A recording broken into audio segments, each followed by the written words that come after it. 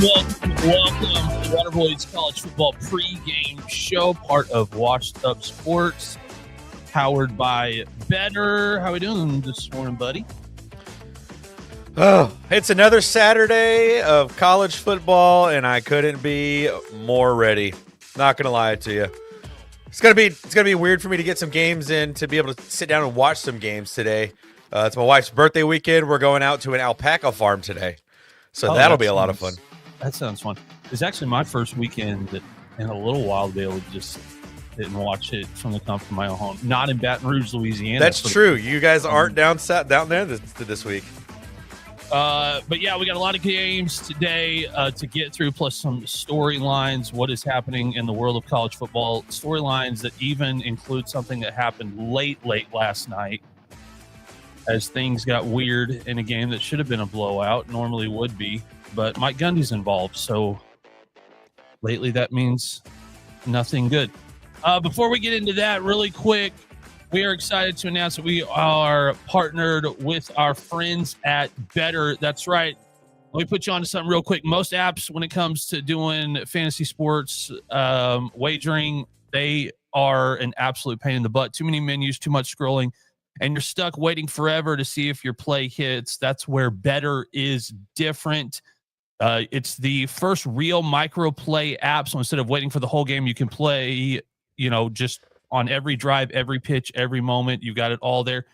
And for new users, you can get special picks and promos. So if you use code WASHED, download the app, use code WASHED, you'll get $10 instantly in your first deposit, matched up to $200. Yeah, so $200 in bonus on your first deposit, up to $200, and free $10 to play with. So use code WASHED at Better. Thanks so much to the guys at Better for making this show and a lot of our content here on Washed Up Sports a possibility. All right, college football fans, assemble. It is that time of year. It is week 3. Week 4. This is where we actually get to start finding out how many of these teams are really good. Now, some of the out-of-conference stuff, we've seen some big matchups, but week 4, baby, conference play. Here we go. We're going to find out really fast if these teams are any good. Thoughts going into week 4? Yeah, I was actually thinking about this on my way back from grabbing my coffee this morning. There are some games that have like legitimate college football playoff implications today, which is really exciting. I mean, you typically wouldn't think about it this quickly in the season, but like there are some teams that have lost a game already that probably can't afford to lose another one until maybe very end of the season. So it's going to be interesting to see kind of what happens moving forward with some of these teams today. And then also, I mean, like you said, there are still some schools out there that are still having a little bit of the we're still taking it easy. We're not getting into our conference schedule yet, right? Texas, yeah. Same Houston State today, I believe. Which, again, probably still need that. Looks like Arch is still needing some work and stuff. But, yeah, there's some big games today that I'm really excited about to get to watch going into this conference slate. Yeah, let's get right into it this morning with our week 4 storylines before we get into some of the specific games. A little bit out of order. That's on me.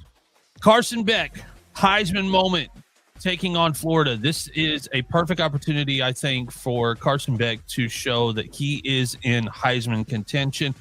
What type of performance do we need to see out of Carson Beck going up against a very athletic Florida defense? Obviously, we know the problems. They've got a quarterback, DJ Lagway, not 100%. But that defense looked pretty good against LSU. They looked pretty good all year long. They're fast. They're long. They've got great play in the defensive backfield. What are you looking to see out of Carson Beck and maybe a potential Heisman moment? Yeah, I think I think he needs to be nearly perfect tonight. I mean, he's had a couple turnovers this season. But he's still completing like almost 80% of his passes at this point. Right? Like I'm looking at how he's done so far this season. 79.3% completion percentage, just under 10 yards an average per completion. But he's got a 185.7 passer rating, and he's only taken 2 sacks, but he's thrown 2 interceptions. So if Carson Beck wants to enter into that conversation around winning the Heisman Trophy award, I think it needs to be back-to-back really great performances this week and then next week when they go to Tallahassee to play Florida State. But I think it's going to be totally possible for that to happen this week. Florida,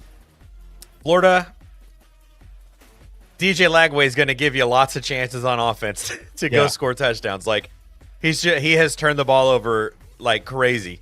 I think he has 6 interceptions through the first 3 weeks of the season, which is unfathomable for someone who is a Heisman frontrunner for a lot of people. But yeah, I think for Carson Beck's Heisman hopes, this is really going to be this is probably going to be the second toughest defense he plays for the rest of the season.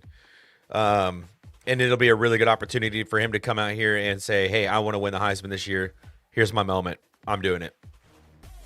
And, going into the season, we would have said, well, they got one good out-of-conference game and then 2 cupcakes. But really, with what South Florida was able to do and 2 of the best wins in the country, he's had 2 really solid wins. They won by 3 against Notre Dame, first game of the year.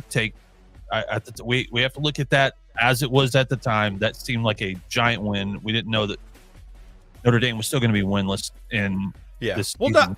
I think Notre Dame is still probably one of the top 15 teams in the country this year. They've just not won their 2 games that they've played against the other top 25 teams, right? So I think by the end of the season, once the end of the season rolls around, we'll see how good Notre Dame actually is, and that win is still going to look as good as it does or as it did in week 1. Then, of course, they take on Boston College 45-3, win that one exactly how you're supposed to win it, and then University of South Florida, who, again, had 2 great wins. They go in there and win 49-12. And he's just kind of gotten better and better and better as the year's gone. Completion percentage, little low against Notre Dame, to be expected against a team that's got, that kind of defense. Boston College, 91% completion percentage, fantastic. 82% against South Florida. And he manages that football game. Carson Beck, when he is on the field, you can tell that guy has played a ton of college football because he has a command of that offense. He looks like he is in control of everything. He's not worried. Therefore, no one else on the offense is worried. That team plays poised.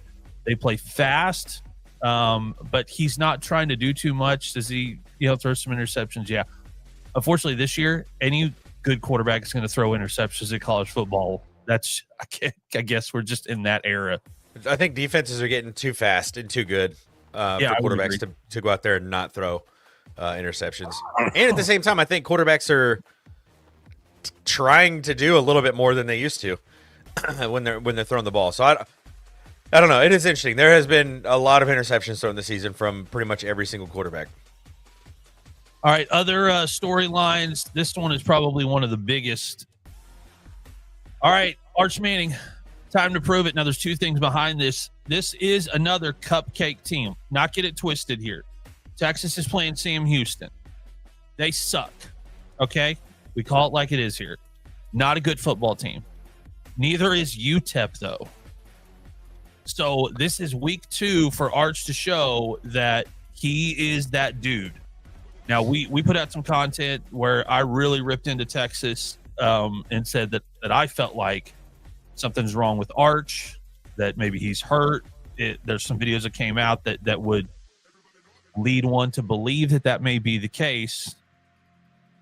At this point, neither Texas or any of the coaching staff is saying that Arch is hurt. So we're going to assume that he's playing today. I would never be sitting here normally saying, boy, Arch needs to play well against or any Texas quarterback needs to play well against Sam Houston. That's where we are this season with Texas. Even in their wins, they don't look good. Yeah. Offensively. So, another cupcake that might not be a cupcake.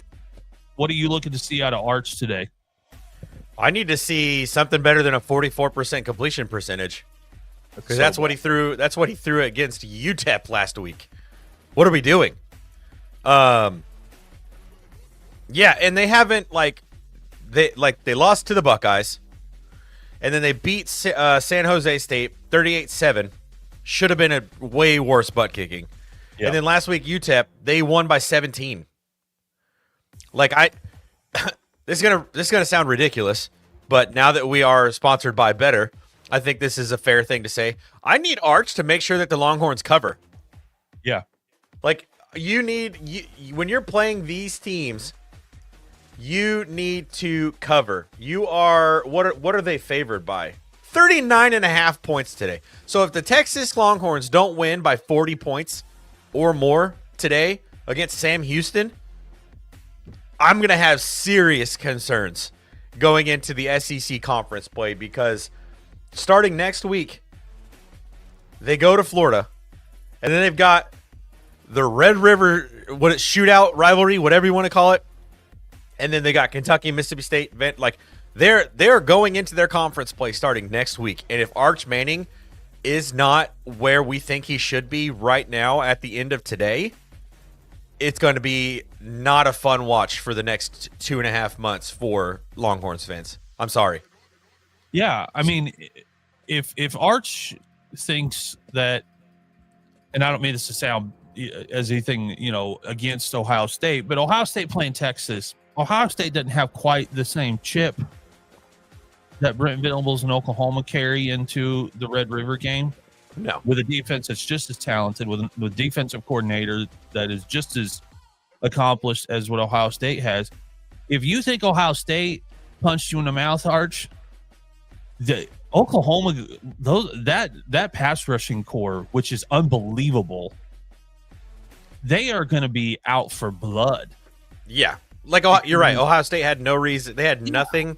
It was week 1. They had a brand new starting quarterback. We had just beat them at the beginning of this calendar year. So there was really nothing that Ohio State, no reason for them to, want to be out for blood. Your rivalry game is in 2 weeks. And we sit here and listen to Arch Manning talk for 9 months. Yes. Meanwhile, John Mateer, what has been up until everybody on the John Mateer hype train. But 4 months ago, it was can't do that at Washington State, can't do that in the SEC. And then every week it's but he's having to do a lot of the running himself.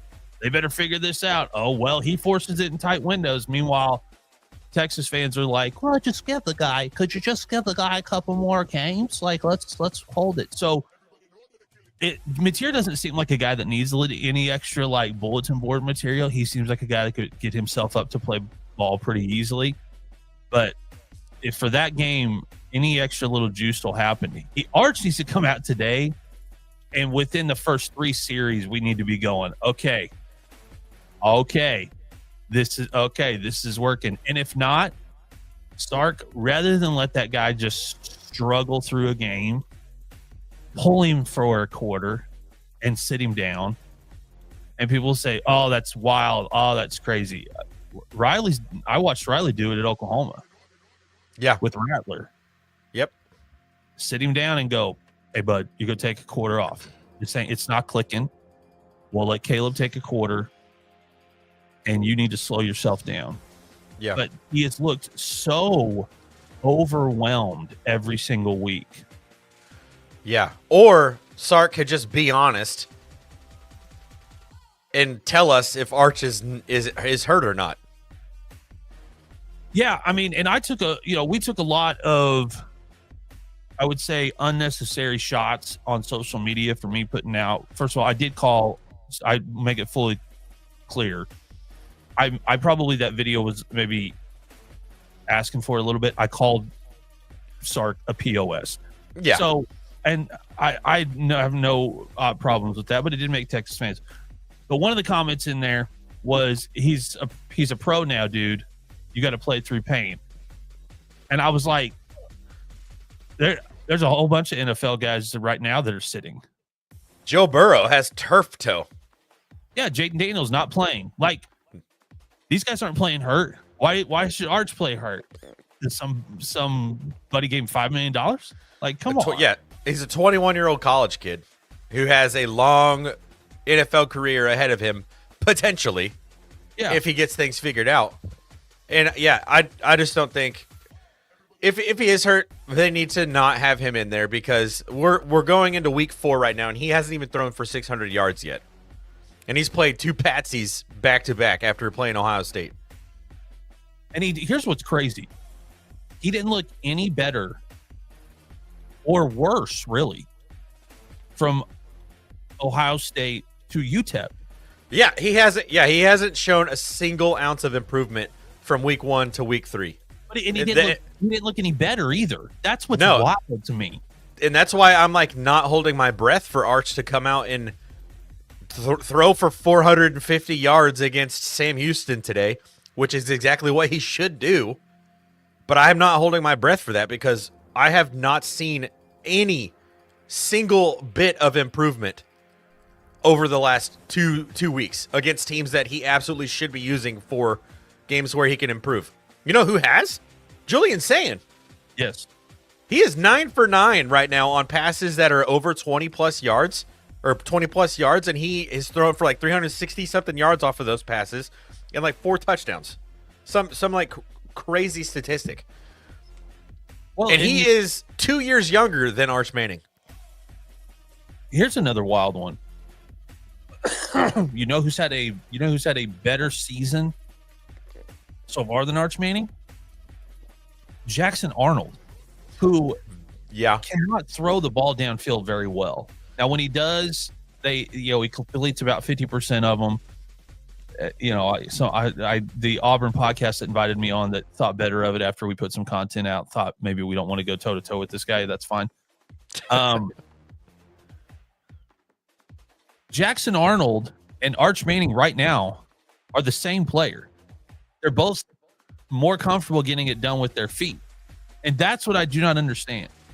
He did have some success against Ohio State on his feet. He's athletic as all get out. He's extremely athletic. Run. And he's got great cut, north south, like east west. He can move. But the fact that that's what you're having to do to get it done against UTEP, and you got to play Oklahoma in 2 weeks, and then you're getting into the beef of your SEC schedule, which they do have a somewhat soft schedule, so maybe there's not going to be a ton of – but, yeah, it just doesn't look good. He's got to get it figured out. There may not be a quarterback in the country that needs a bigger day than Arch Manning does. And it's just – we're talking about against Sam Houston, and we're saying, you got to – This is where we are, though. 3 months ago, we were ready to crown this man as the king of the quarterback position in college football history. And today we're out here like, can he do it? Can you complete 50% of your passes against Sam Houston State? Like, what is happening? So, is it crazy to say that my expectation for him today is a 100% completion percentage? Is that unfair? He has to have a plus 90. I don't know how, if he doesn't have a plus 90, when I know those Texas wide receivers are going to be running wide open, if Sark is half the play caller we think he is.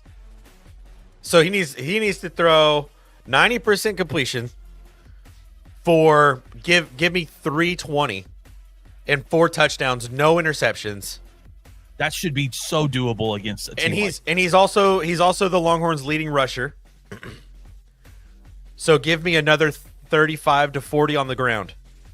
Yeah. Give me almost a 400-yard game in total offense, and I will be not worried about Arch Manning going into the SEC play next week. Yep. I'm in the exact same boat. Arch, if you're watching this, come on. Pull your head out. Dadgummit, and I'm an Oklahoma fan, but I don't want to hear this from Texas fans next week or 2 weeks when we got to play them in Dallas, and they're like, our quarterback wasn't playing good. Like, I don't want to hear this. I want us to play Arch Manning. We want to play Manning, not Arch Manning Light or whatever this thing is. I'm tired of watching it. I keep seeing his Warby Parker commercial too. I can't stand it. Like, dude, take these. Call them and go, I'll give you money back. Please take these commercials off. It's too funny. Somebody who may not make it through the season. What is going on in Stillwater, Oklahoma? So I did not plan on this being a talking point for us this morning at all, but I went ahead and decided I'm going to turn on the Oklahoma State Tulsa game. They were 13.5-point favorites. Brother, the score does not tell you how not close this game was. It was Unreal how bad Oklahoma State played. I mean, and part of it, there's a storyline here that is a little fun. So the kid playing quarterback at Tulsa did play quarterback at Oklahoma State last year. And they basically got told, you're not good enough to play next year. So he transferred to Tulsa. And Tulsa, from the jump, came in there with okay, you guys don't play Oklahoma anymore. We're not about to start turning into little brother. And they punched them in the mouth from the jump. And Gundy had no answer the entire game. At the third quarter, fans are already leaving, and it was a one-score game.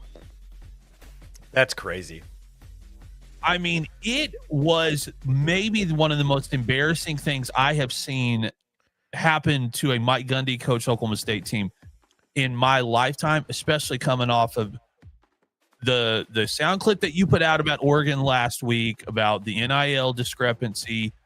And then you go up to Oregon and you just get absolutely mollywopped. And Mike acts like this is not his problem. They were 2 years late on NIL. They were 2 years late on transfer portal. He pulled a Dabo Swinney at the beginning of all this and said, it's Oklahoma State. We're going to do it the right way. Yeah, Dabo has had that for the first season and was like, screw this mess. NIL transfer portal. I'm open to hearing some thoughts. So, they just restructured all of Mike Gundy's deal. He's got incentives in there. He let go of everyone on the coaching staff, brought in a completely new deal. Hey, dude, as bad as they look last night and as bad as they look last week, for a Big 12 conference and going into it in April, we were talking about, hey, wide open, Big 12, wide open. They might be the worst team in the conference. Yeah. Thinking back on that comment about NIL from Mike Gundy, am I to believe that Tulsa is outspending Oklahoma State on NIL right now? I mean, is that the conversation that Mike? Because I'm just like, if you want to be one of the two best programs in your state, you cannot lose to the other programs in your state except for the one that is obviously better than you. The only team that Oklahoma State should be losing to. This ain't Ohio where we got like 5 or 6 Division I programs. This isn't even Indiana where they've got 3 or 4 or 5 Division I programs. Right. Oklahoma, we only got 3. Yeah. And if you're not beating Tulsa, you're officially baby brother. You're not even the middle brother. You're not even the middle child at this point. Now that you've gone out and lost to Tulsa, because it would be a murder scene if Oklahoma and Oklahoma State were to play this season. Yeah, now I'm starting to see why Mike Gundy was like, we don't want to play him and out of conference. You don't want to lose 80-0. Second year. I get it. That's exactly what would happen. Yeah, I don't know, man. That's crazy. And if they are now 1-2, 1-1 at home, I think, like, if they start having struggles with ticket sales because fans are already leaving the game and it's a one-score game and they're leaving before the game is over, there's going to be some serious conversations to be had from the athletic director down all the way with Mike Gundy, because you can't do that. You just can't do that. Like, Arkansas doesn't even have that problem. Hey, this would be like Arkansas losing to Arkansas State. It would be. And Tulsa had not beat until last night. Tulsa had not beat Oklahoma State in Stillwater since the 50s. That's crazy. And they brought a quarterback in there that you said wasn't good enough to play there, and you went in there and beat them. And here's the thing that this really puts into perspective is, if you're Oklahoma State, and I know it ain't all about money, I get it, but you got a diehard fan base that is, and I'm taking my Oklahoma fandom off. It is a lot. They are a lot of fun. That fan base is loud. They got the sticks that they smack the pad with. It feels like the fans are on you. It's the Cowboys. Like, what is more American? And like, this is the West than the Oklahoma State Cowboys. And to make things matters worse, this is the wild part. Oklahoma State, a program built on the back of Thurman Thomas and Barry Sanders, is now in the dog bowl of a Big 12 conference that does not include Oklahoma and Texas. Yeah. This should have been like, this was Oklahoma State's conference to grab by the nuts and like take it. And if you're Oklahoma State, you're looking at what you're paying Gundy, and then you look out there, even guys that played at the program that are in coaching, like Zach Robinson. There's some young offensive coordinators around that you could go, we could pay these guys a fraction of what we're paying Gundy, and we might get more wins out of it. Yeah, I'm looking at Oklahoma State's upcoming schedule. Run it through, and I'll give you a winner or loss. I watched that whole game last night, and I watched the highlights this morning. This is gonna be rough, dude. All right, next week, Baylor at home. Loss. Badly. A week after that, they go to Arizona. Loss.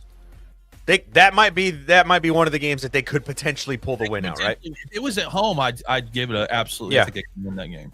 Okay, Houston at home. I trust their coaching staff better at Houston. I think that game could be a field goal. Cincinnati at home. Yeah, you're losing that game. They looked pretty good against Nebraska. Not terrible. I agree. At Texas Tech. Yeah, you're getting run off the field at Texas Tech. At KU. You're going to lose that game too. Kansas football program has been getting a lot better. A lot of money on the program. K-State at home. You're probably losing that one too. At UCF. Yeah, you'll get run off the field there. And then they finish with Iowa State at home. They might not win but one more game the entire season, maybe two. And some of these are going to be absolute routes. Yeah, you go 2-10. I was just watching a video on Twitter. They were a diving touchdown in the Big 12 championship away 4 years ago from making it into the college football playoff. Yep. And now we're talking about them going 2-12. In what world is something like that acceptable when you decided that, hey, our head coach is the only one that we're going to keep on this entire coaching staff? In what world? You didn't win one conference game last year. And the kid that played quarterback that you are saying is responsible for your offense not being able to work just went into freaking Tulsa, came into Stillwater, and beat you for the first time since the 1950s. Oklahoma State, I'm never a fan of canning a coach in midseason. I don't think it does anything for you. I think you're going to lose players to the portal. Oklahoma State, it's time to call it. If Gundy does not win at least 3 games this season, it's time to send that train on down the tracks. You can find a young, hungry offensive coordinator from somewhere, and Stillwater deserves better than this. And I feel the odds fan base. The odds haven't been updated, but Billy Napier's got to be thanking Mike Gundy for his performance as a head coach so far this season, because last night and then moving forward for the rest of this year is going to maybe take a little bit of the media heat off of Billy Napier moving forward. Unless, obviously, he's going to be on prime time tonight. That Florida game is going to be on primetime TV tonight, so the whole country is going to get to see what he's able to do with Florida against a top 5 team. In my opinion, one of the 3 best teams in the country right now, Miami. Yeah. And so we just had UCLA's head coach and Virginia Tech's head coach were just fired last week. What are the odds that we see Mike Gundy and or Billy Napier fired after this weekend? If we hadn't had Virginia Tech and UCLA go ahead and can their coach this early into the season, I feel like sometimes when that happens, it gives athletic directors that are really wanting to do it a little bit of like, at least I won't be the only guy that did it this year. Yeah. I can do it, and everyone will just be like, look at all these coaches getting canned instead of what is going on at Stillwater. Why would you can Mike Gundy 4 games in? Like, it kind of gives you a little bit to go, well, I'll do it. Everybody else is doing it. Because they were, what they do? They went, they did not win 1 game last year. Yeah, they went 4-7 last year, 4-8. I think so. I mean, they didn't even make a bowl last year. No. That is the bare minimum at a school like Oklahoma State. And listen, there have been years where during the season they have been ranked top 5 several times in the last 10 years. They got beat 52-0 by Colorado last November. Yeah. I mean, that's crazy, man. It's bad. Speaking of big games, primetime matchups, this is the biggest storyline, I think, of the weekend. This will be the one everybody's talking about. We love nothing more than a revenge game. And media, like I said, I got asked to be on an Auburn podcast. I was very honest with them. I'm an Oklahoma fan. If you want me to be on, I'm pretty good, I think, about being as unbiased as possible. But if you're going to ask me to talk about the Auburn-Oklahoma game, it's not going to be good. Auburn fans have really done a great job of convincing themselves that Jackson Arnold is going to come into Norman and have a revenge game. But he is back in Norman. What does Auburn have to do?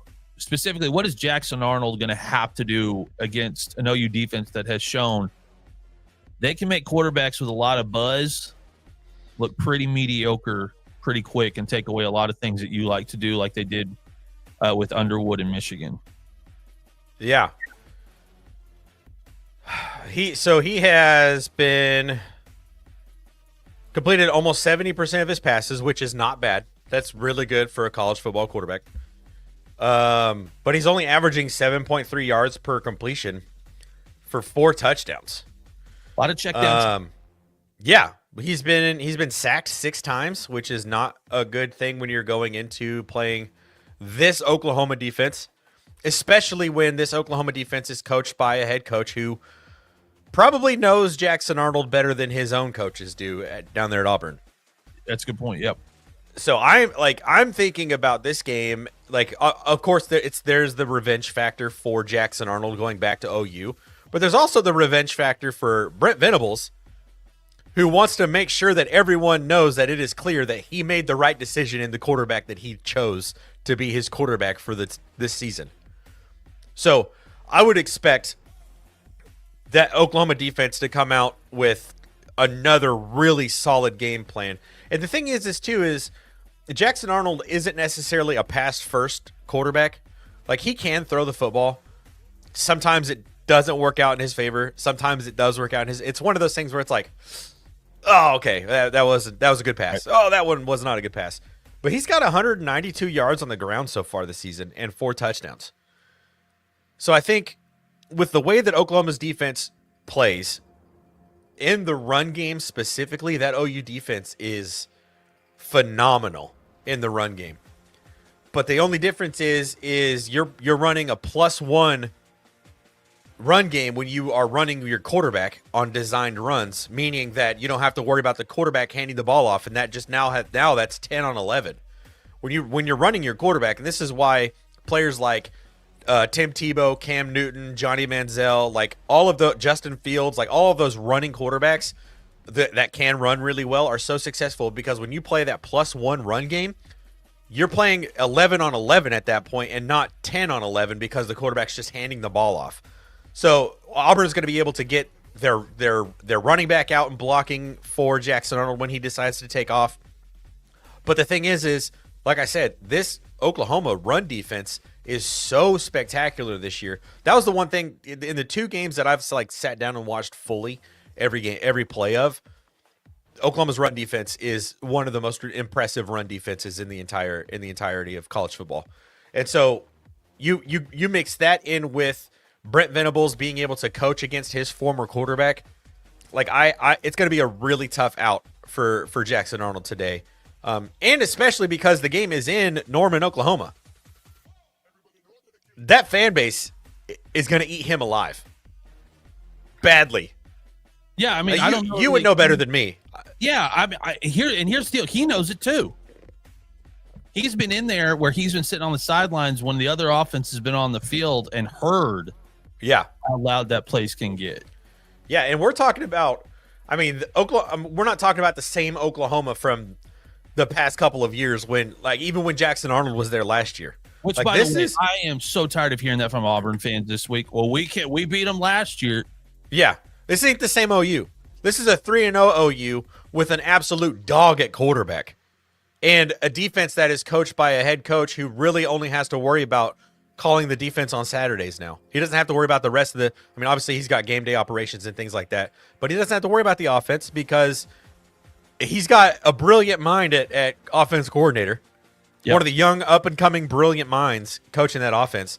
So, man, Brent Venables is going to make – it's going to be a nightmare for Jackson Arnold this week with that – the way that it's going to sound, how loud it's going to be, the things that are going to be said to him from the people that are close to the field on the sideline. Like, are real nice till you get in that stadium. Oh, dude, yeah. Like, I played, like, one of the games that I can remember is playing against Fort Hays State my junior season in college. I have never heard things said to players from the stands like I heard that week being said. And we're talking about Fort Hays State. This is a middle of the pack MIAA school in Division II. MIAA is like the Big Ten SEC. It's the best conference in Division II. This Fort Hays State is like the middle of the road in the MIAA. And the things that their fans were saying at our team, our left tackle almost went into the student section to fight people. Shout out Clue. What's up? What's up, Clue? But like, we're talking about Oklahoma, one of the biggest brands in college football. And you were their quarterback last year and you didn't work out for them. And now you've left and you've been successful this season. It's going to be a nightmare of a game for Jackson Arnold. And I think it's going to be ugly. And he's got one opportunity, and it's this first half. And here's why. Last week, R. Mason Thomas, the number 55 player in the country, according to a lot of draft boards. So going into week 4, he's already being picked to be drafted almost in the top 50 of the NFL draft. Had another one of these BS targeting calls that none of us can figure out. And so he's got to sit the first half. So the best pass rusher at Oklahoma, one of the best pass rushers in the country, 6'2", 235, 9 sacks, 23 tackles, 2 forced fumbles. He's got 9 sacks already. 13 tackles for loss. This boy plays big boy football. My God, that's 3 a game. I mean, yeah, and that includes the Michigan game. So it's not like they're all just cupcakes. They played it, So he's going to be out for the first half. Listen, if you're Auburn, whatever trick play, whatever weird, thing you could come up with, you got to have to figure it out. Because if R. Mason Thomas has to sit on the sideline for a half and watch that guy's going to come in like a bat out of hell, just as probably your offense is starting to get a little tired. If Jackson Arnold's got to run around a lot like Oklahoma made Underwood have to do. So you got a half, Auburn, and it could get out of hand. Yeah. This is one of those games where, I mean, Auburn probably should just open up the playbook, like pull everything out that you got. Yeah, what do you got to lose? Yeah, I mean, either you lose this game straight up and you go 3-1, or you lose this game running trick play after trick play after trick play and go 3-1. And people go, hey, Hugh Freeze put his, what's out on the table. That would take a little bit of the heat off of him if he does do something like that. Yeah. So, all right, we're about to get into the top marquee games of the day. If you haven't seen it yet, right here on the screen, we are presented to you and powered by Better. That's right. Better. Let me find my stinking graphic. Everything disappeared. Oh, that's where it's at. Stinking cough. Hold on. All right, let me put you guys on something real quick. Most apps are really confusing. Too many menus, too much scrolling, and you're stuck waiting forever to see if your play hits. That's why Better is different. Better is the first real micro play app. So instead of waiting for the whole game, you can lock in a play on every drive, every pitch, every moment. It's super simple. No messy menus. Just swipe, make your pick, and you're in. If you're watching and you know the next pass is going to fall incomplete, now you can make that call in real time. And the best part, new users, when they use the code WASHED, get special picks and promos to try it out, including free $10 instantly, and first deposit matched up to $200 in bonus. That's right. Better. Use code WASH. Download Better today. In fact, do it right now. We'll let you do it. All right. Week 4 games to watch. Week 4 games to watch. First of all, let's go out to Utah. Number 17, Texas Tech versus number 16, Utah. I did myself a favor last night, and I watched all the highlights from the Texas Tech versus Oregon State game, week 3. This is the first 3-0 start for Texas Tech since 2021. Listen, I'm on the Texas Tech train right now. They're playing some good ball. This looks like old Texas Tech, like when Kingsbury was there. They got a quarterback, Morton, that looks like Graham Harrell to me. And people are like, who Graham Harrell? Like, go Google Graham Harrell's college stats. It's freaking wild, the numbers that guy put up at Texas Tech. They are really good. They've got Jacoby Williams. They kind of use as a utility back. He's a running back, does a lot of catching the ball. He's got wheels on him. They got another running back, Cameron Dickey. They do have a run game, which that is not typical of old school Texas Tech. 645 yards on the ground so far this season. I mean, they play really balanced football, but when they do open up their passing game, it's still like air raid style. You want to know how balanced they are? They have 111 passing attempts, 111 rushing attempts. And when you're opening up your passing game and you're throwing the ball way downfield and you're balanced like that puts your running game in a lot better position. You're doing a lot of second shorts. You know what I mean? You're not having to, you're not having to, a lot of these long passes are on 3rd and long. No, they're incredibly balanced. And they've got a couple of big wide receivers, Carter and Miller, that, they remind me of when Texas a couple years ago had just giant wide receivers, and you were like, well, this makes the game a lot easier to play. So they're really good. Really, really good. Utah is ranked number 16. And I went and watched that Wyoming game. They didn't score till the 3rd quarter. Yeah. 3 missed field goals against Wyoming. I know their ranking is close, and we'll pick this game here in a little bit. But Texas Tech, man, they might run them right off the field. They very well could. This game's gonna be one of those weird ones because you don't entirely know like what these teams are. They haven't. Neither of them have played anybody. Right. Like I'm just like looking at the schedule. Utah opened up at UCLA, which at the beginning of the year we were like, oh, that's probably gonna be a good football game. Nico. Wrong. UCLA sucks. They don't even have a coach right now. They don't even have a head coach anymore. Nico Imaliava is like, I think I might be leaving again. I'm gonna transfer somewhere else. Whatever coach picks that up is crazy. Hold on. He's trying to concentrate on things happening off the field. It's definitely not transfer again. Yeah, he's talking about contracts and money he can make off the field. And then they played Cal Poly, and then we're at Wyoming last week. So they've got 3 games against really nobodies. And then Texas Tech is a little bit of the same. They started off with Arkansas Pine Bluff, UAPB the Golden Lions, and then they played Kent State and then Oregon State. Oregon State's not that good this year, really. No. So both of these teams have opened up their season with 3 games that obviously that they should win. And so we don't really know what they are capable of, which is probably why they have kind of that 17 and 16 ranking right now. Because usually if you start your season 3-0 and you're one of these like Big 12, Big 10 SEC teams, you probably have played at least one person by now. Right. Ideally. And so, but neither of these teams have. And so it's going to be interesting to see this is going to be one of those games where it's probably going to be a slow start because they're going to be feeling each other out. Like, actually, how good are they? And so I think it's going to be an interesting game. It's at Utah, 11 a.m. Central kickoff. So it'll be a 10 a.m. local time. That's a really early kickoff. Very early. Is Utah Mountain Time or Pacific Time? I never know with Utah. I think it's Mountain. You are right, though. It is incredibly confusing. Yeah, they're Mountain Time. So, yeah, it's going to be a 10 a.m. local kickoff for them, which is like a really early kickoff for a college football game. So, I mean, I don't know if that's going to like do anything, but I would assume that like Texas Tech, they're the ones that are traveling and having to like adjust their sleep schedule, their pre-games. Like they're having to wake up at like 7 o'clock, 6 o'clock this morning to get ready for this game. So I don't know. This one could be interesting. I really like the way Texas Tech's offense has looked this season.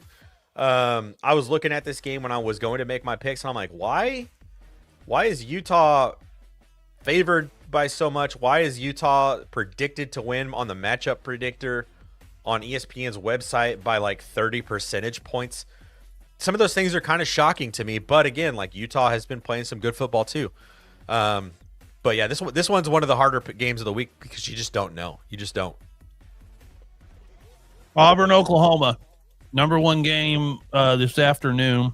Probably second biggest game in the country as far as Heisman implications go. I put this one in the Florida-Miami game. I'm trying to take my fandom out of this because deep down inside, I'm so sick of Auburn fans this week. I'm tired of Hugh Freeze. I'm tired of the disrespect Oklahoma's gotten from SEC fan bases for the last 2 years. I want to be able to, by week 10, put a video out that says, Texas, what happened? You guys said Oklahoma was going to be bad for 5 years. You said we were in store for a 10-year drought of terrible football. We just needed a couple of seasons to fix the Lincoln Riley mess. Like what we were talking earlier, I don't think John Mateer needs any extra juice to go get up for a game. But this might be one where he goes out there and drops a hammer on the rest of college football. I mean, we talked about Carson Beck earlier this morning. This is the chance for John Mateer to go. Like he is obviously he is the odds-on favorite right now to win the Heisman, but this is going to be a great chance for him to really stake his claim in that Heisman Trophy award. It's his first game against an SEC opponent this season, I believe. Yep. And they're ranked. They're 3-0. It's against the quarterback that you're replacing. This is a huge opportunity for John Mateer to go out here and say, "Hey, I'm for real." You know, because we here at the Waterboys, we're real high on John Mateer this year. You know, we kind of coined this idea of being of John Swag Tier, right? He's got so much swag. He's so Baker coded, but has the actual athleticism that I think Baker thinks he has, which is why John Mateer has been so fun to watch this season. So this could be a really good opportunity for him to really shoot up the boards on the Heisman watch list. And SEC now is in Norman this week. If game day hadn't have just come to Norman, I guarantee you game day's going, dadgummit, we went 2 weeks too early. They're at the Miami, Florida game this week. Like, yeah, I mean, everybody thought the Michigan Oklahoma game was going to be a bigger game, and I get why game day showed up. But they asked Tebow, and Tim said he's like, I really like watching him play. He's got that Baker thing. Yeah, he's got this thing. He can win games. Blah blah. And then I started kind of thinking, and I thought, I mean, he's kind of a mix between a Baker and a Tim. He can get out and move a lot. He can make plays with his feet. I would like to see him have to do less of the running game. I don't want Oklahoma's running game to be predicated on what John Mateer can do running out of the backfield. But I also don't think Ben Arbuckle has shown a whole lot in these wins. He's called it pretty conservatively and won. And if he comes out and really opens the playbook up against Auburn, they could put a lot of SEC teams on notice today with, hey, we're one of the best teams in this conference. And so I look for, him to make that happen. 2:30 kick in Norman. That place is going to be bonkers. If I know my Oklahoma fans like I think I know them after working down there for 8 years, they probably started the tailgating at 7. Yeah, I was gonna say that's a good time frame because it's not too late in the day that people are like way too inebriated to go into the game, but it's also not so early that people do have a little bit of the jiggle juice going.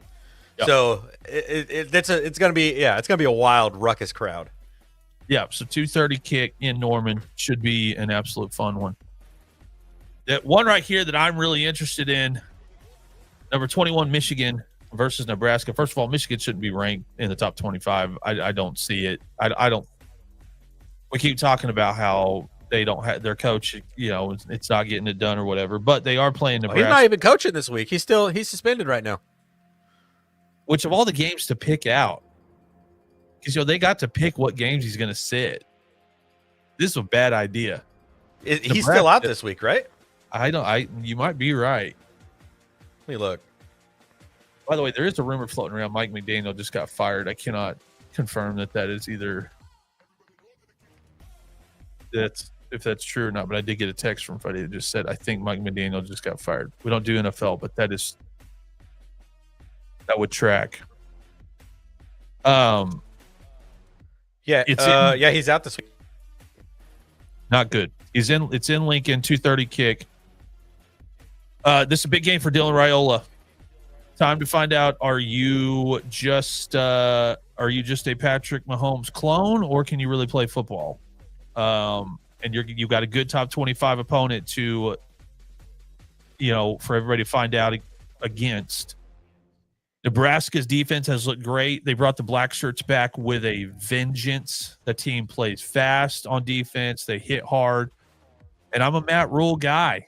I like Matt Rule. In fact, I've been watching his podcast. I like him even more now. I think Nebraska, he is doing it the right way. It didn't happen in 1 year. Didn't happen in 2 years. Nebraska's been patient, which as bad as they've been for the last 10 years, they did it the right way. Hey, let him build it slow. The fan base is going to be there for you. It's going to be okay. We'll do our picks for this in a second. I think Nebraska can win this ball game, and I think they could probably win it by 10. Yeah, I definitely can see that. I think Dylan Raiola has really been playing a different football than he played last season, which obviously he's got a year under his belt now, which he should be playing a lot better this year. But yeah, he's looked completely different this season. I mean, he is 8 touchdowns to 0 interceptions. He's taking care of the football.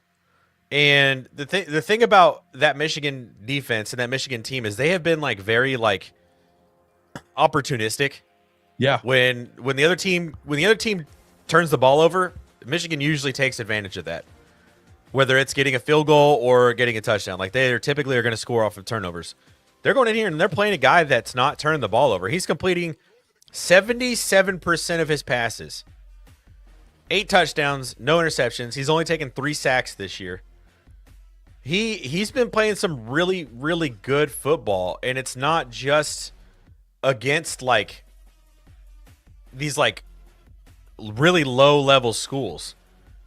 Last week was. But I mean he went out and beat Cincinnati week 1 at Arrowhead.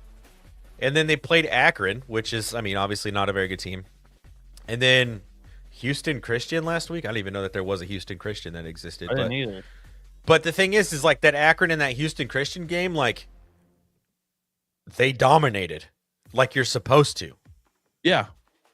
And so, I really like the way that Dylan Raiola has been playing ball this season. Last week he was 15 of 21 for 222 yards and 2 touchdowns. The week before that against Akron, he was 24 of 31 for 364 yards and 4 touchdowns. He's been playing some good ball, and I was actually I had this game circled on the schedule going into the season because obviously being an Ohio State fan, I am going to be aware of Michigan's schedule the entire year. I'm going to be aware of how the team up north is playing week in and week out, and this was the game that I had circled because I'm looking at Nebraska's schedule, they very well could be undefeated going into that game against Michigan, and I knew that Oklahoma was probably going to beat Michigan this season. That was something I was pretty confident about. And so this is a really good opportunity for Nebraska to say, hey, we're also one of the teams to talk about in the Big Ten this year. We're not the same Nebraska we've been. We're not the team that's losing these one-score games week in and week out. We've moved on from the Scott Frost era. We're in the Matt Rule era now. We've got a quarterback. So this is one of the games that I've actually been excited in the first 4 weeks of the season. This is one of the games that I've been looking forward to for several weeks now, and so I'm excited to see how this one goes. But at the same time, like, Bryce Underwood has slowly been coming into his own for Michigan. Yeah. It's gonna be weird again. You know, the first week that your coach is out from a suspension, it's easy to get up and play for that game. That was wasted on Central Michigan. That's not necessarily a game that you need your players to get up for. A game at Nebraska is a game that you need your players to get up for. Regardless of, like, that stadium has sold out every single home game since like 1983. That's a big crowd to go out and play against. And the black shirts are back. This team is throwing bones again. Like, this is feeling very like Nebraska of old when they used to run college football. And so, but the thing is like I said, Bryce Underwood has very much been coming into his own. That Michigan offense has started to click a little bit. It's gonna be interesting to see if that interim coach that they've got right now is gonna be able to get the guys up ready to go for this game, because this is a huge game. And Bryce Underwood, again, he's an 18-year-old kid. He's just turned 18 a month and a half ago, going into another ruckus environment. This is a conference game. This isn't just going to Oklahoma. This is a conference game. This one really, really matters. It's probably the game that I've been really looking forward to all season so far this season, since the Ohio State Texas game. I don't know if Red Raider 25 is still in here, but he says Reckham Tech. Hey, I don't know if you heard. I'm on the Texas Tech bandwagon right now after watching the highlights of y'all's game against Oregon State. So I'm right there with you. All right, next game that we've got. Not exactly a game that is probably – it's probably not going to be close. I don't know. But I just love this game. I always have. Purdue is, for whatever reason, man, Purdue has always got one. Every few years, Purdue they'll have one under their belt where you'll go out and they'll play outside of themselves. Like, yeah, they'll play so much better than they are. But they are playing number 24 Notre Dame. Yeah, you're right. If you're like, wait, hold on, does Notre Dame have any wins this season? The answer is they do not. No, they're still ranked number 24. Listen, if you're TCU that's playing real well right now, if you're Texas Tech that's playing real well right now, and you can look at that and go, what are we doing? Or South Florida, you go, they beat two ranked teams. They lost to one of the best teams in the country, and they dropped completely out of the top 25. Notre Dame. South Florida might not lose another game this season, by the way. But Notre Dame goes 0-2. And Notre Dame might not have another good win. They'll win a bunch of ball games, but when we looked at their schedule early this week, we were having a hard time finding enough good games. Yeah, because right now, I think USC wins that game, because USC has shown me so much more than Notre Dame has. Like, it's a weird spot to be in to talk about this Notre Dame team right now, because like, they were just in the national championship game. They didn't lose that much. They have the best running back in the country. Marcus Freeman is an incredible head coach. How to use for some reason. I don't get it. Just hand him the freaking football. He needs to have 30 carries a game. What are we doing? I don't get it. CJ Carr, you don't need to have him go out there and be the guy. You've got an incredibly talented running back in Jeremiah Love. Like, just give him the football. What are we doing? They just keep doing this stuff of like, oh, well, that was working. Hold on. Let's get – like, man, first of all, the kid was a Heisman – like one of the Heisman favorites going into this season. Yeah. Now he's not even on a lot of guys' top 5 boards. Yeah, because they're not giving him the football. And it's not like he's having a down year. He's averaging almost 4 a carry. I mean, that's not the best. But I mean, let's be honest. Like, 4 a carry, if you give him the ball 30 times a game, that's 120 yards. Yep. Yeah, that's 120 yards. I had to do some quick maths in my head real quick, but like, that's a good outing from your running back. 100%. It's wild to me. I don't know what they're doing. Last week, Purdue played USC. They lost 17-33. I mean, 17-33. I'm not saying that's like, but they didn't get skunked. They put up 17. No. Now, for a caveat, Lincoln Riley doesn't believe in defense. If you're watching the show, you're like, Aaron, how do you know? I'm an Oklahoma fan. Yeah. Well, they were down 17-3 going into halftime. Yeah, like we've been through this. Okay. But yeah, it's they are at South Bend. This is the I can't ever say this, Shilliga Trophy game. So it's somewhat of, I guess, a rivalry game. Yeah. And then Purdue got their work cut out for them. They play Illinois next week for the Cannon Trophy game. Illinois is good. So that boy Brett Bielema's got something going there. He's got something working. So Purdue, they do have a tough schedule. They play Michigan, Ohio State this year. They play Indiana. They play Washington. They play Rutgers for homecoming. I'm not saying the game's going to be close. I'm just saying Notre Dame needs to come out and put a thumping on Purdue. And for whatever reason, sometimes Purdue has got one under their belt that you kind of just scratch your head and go, how are they keeping this close? So, real quick, speaking of Rutgers, how do you let the Iowa Hawkeyes score 38 points? I didn't know Iowa could score 38 points on anybody. I didn't either. I turned that game on last night in the fourth quarter, and it was when Iowa had scored that last touchdown to go up 10. I'm like, when was the last time Iowa scored 25 points? What is happening? Probably happened in a decade or more. Like, I know that the Iowa fan base was hyped up about the game, but yeah, I didn't want to derail us and talk about Rutgers, but that was something where I was just like, what in the world did I just watch? All right, South Carolina, Missouri. South Carolina 2-1 so far in the 2025 season, 0-1 in SEC play. They are ranked in the coaches poll. Shane Beamer, 5th year. They do have a first-year offensive coordinator. They're averaging around 23 points a game. Missouri, 3-0 this season so far. They have not played an SEC opponent. This is their first game. They're ranked number 22 in the coaches poll, 23 in the AP poll. Missouri is averaging about 587 total yards per game. Yeah. That's a lot of offense from Missouri. Yeah. That sounds like Chase Daniel era Missouri. Yeah. That quarterback has been awesome out down there in Columbia, Missouri. He has put the team, because they had a little bit of a quarterback competition going into week 1, and then the other guy got hurt.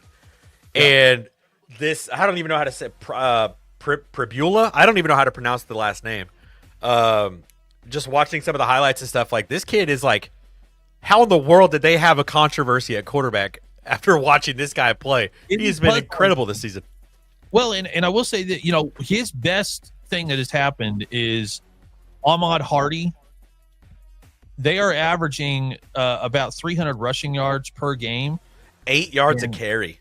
Yeah, and Ahmad Hardy can run the football. So if you're, that makes your job at quarterback a whole lot easier. Obviously, going into the season, we had Lenore Sellers pretty high on our Heisman watch list. It just,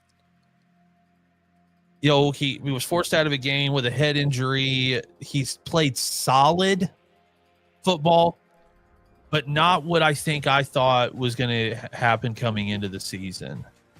He's not just kind of put his foot down and said, I am one of the best quarterbacks in not just the SEC, but the country. This is really a big game for South Carolina.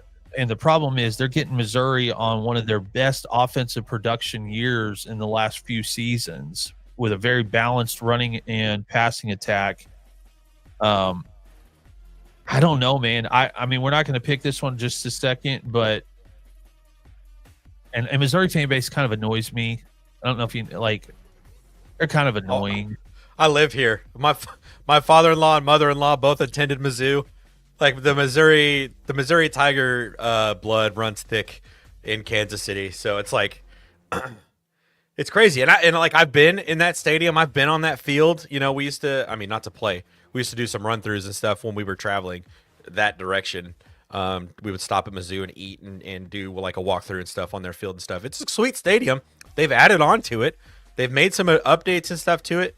And dude, yeah, they've been they're excited. I know that Mizzou fans are really, really excited. It should be. About this season. They started off really fast this year, but I don't think that they are that much better than South Carolina right now. I think last week was a weird week. That Pavia kid at Vanderbilt. Vanderbilt's just kind of like one of those sneaky teams. They're 3-0 this year. They might be better than a lot of people think. I would probably put them where USC is, move USC up to 24 and drop Notre Dame out, because I think Vanderbilt very much should probably be ranked, especially after beating South Carolina last week 31-7, I think. But again, you mentioned it, like Lenora Sellers went out. Weird play. I don't know where the head injury happened. I watched it back last night a couple of times, and it must just have been some freak thing, hit somebody with his head. Because it was like the hit wasn't vicious. I don't think his head bounced off the turf like some people's do sometimes. I don't know what caused it. So hopefully it wasn't too intense of a concussion, and he's going to be back this week. I'm pretty sure he made it through the concussion protocol and stuff.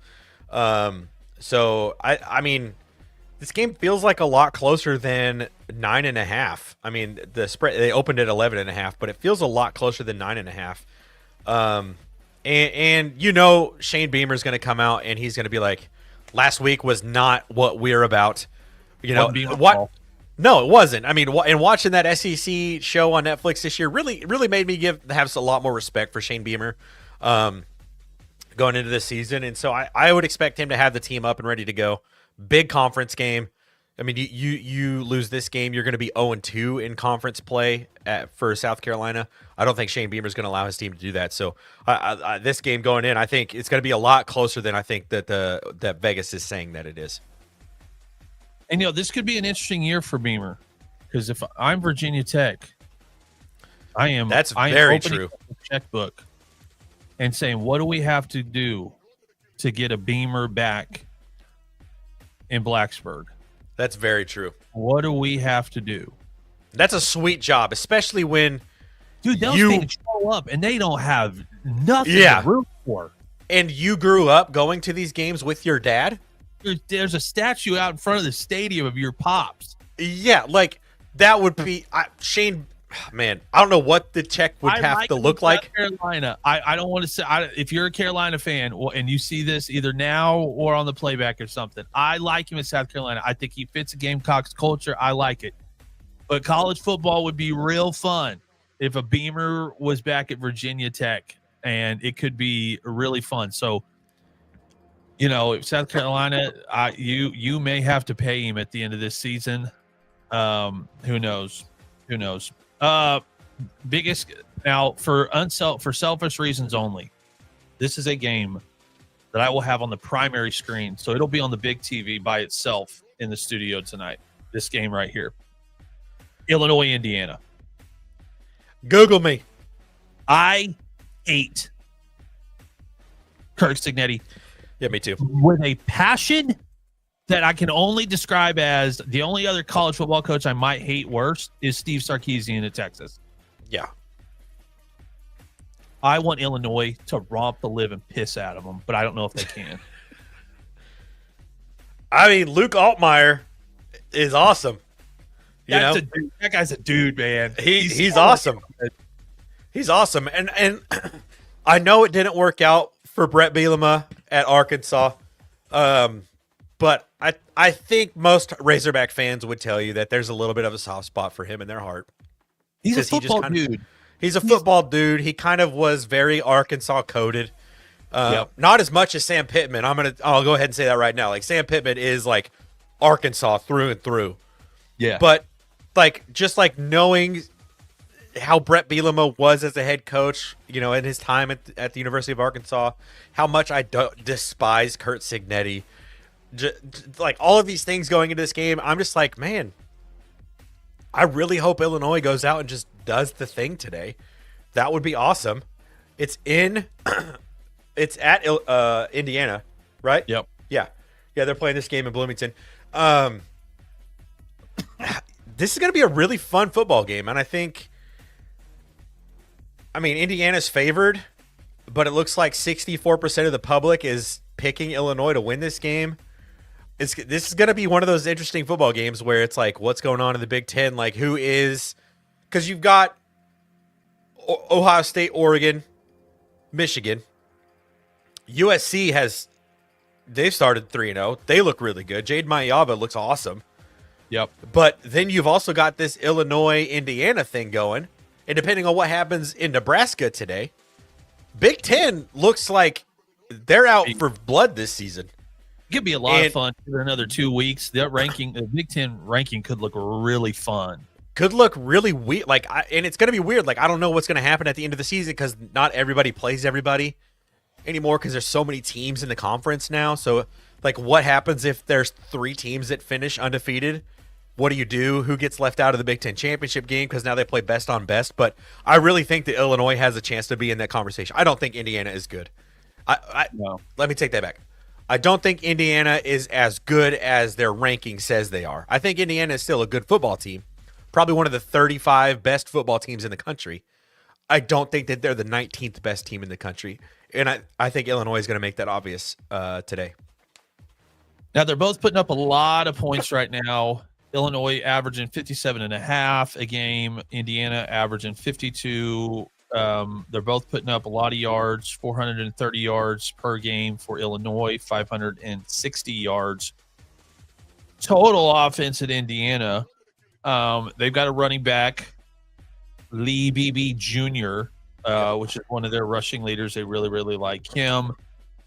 The offensive coordinator, though, at Illinois, he's done a really good job of creating a balanced attack for Illinois. And Luke Altmaier, you were just talking about him, incredibly efficient guy, just plays really good football.